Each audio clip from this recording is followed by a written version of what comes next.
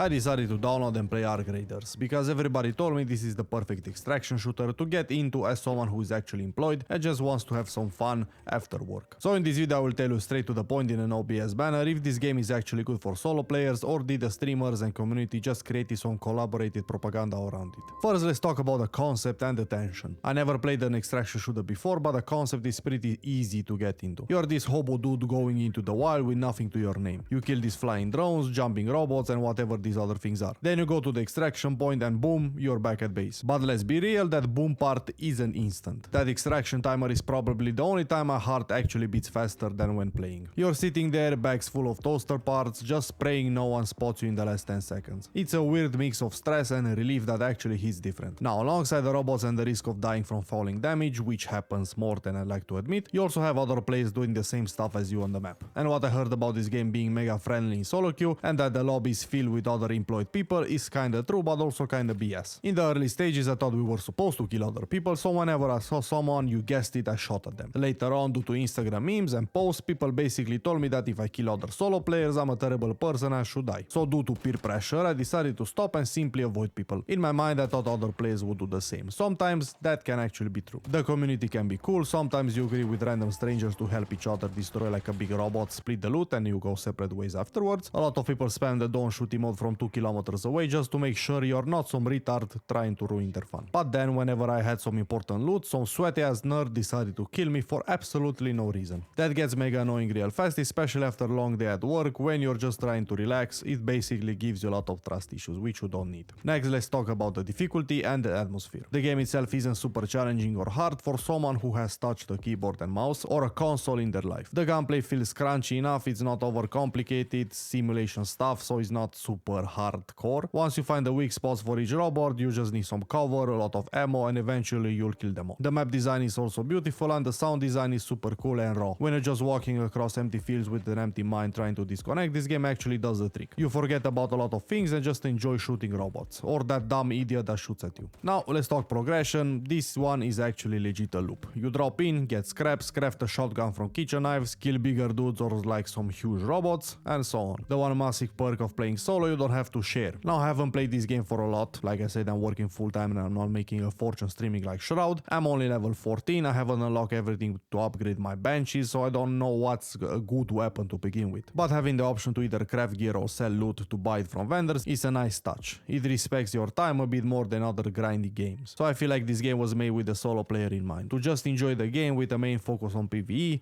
having other players just be along the way. It's similar to what a lot of people wanted Skyrim to be in the past, like killing dragons with friends, not being hunted by dragons and friends. So yeah, that's the Arc Raiders experience for a solo player with a full-time job. It's decent, it's fun, it's a good game to relax. It is incredible and groundbreaking, nah, but it's way better than a lot of other games that just repeat what works and package it differently every single time. So yeah, 8.5 out of 10 for a solo experience. And if you want to see my first time playing this game, check out this next video.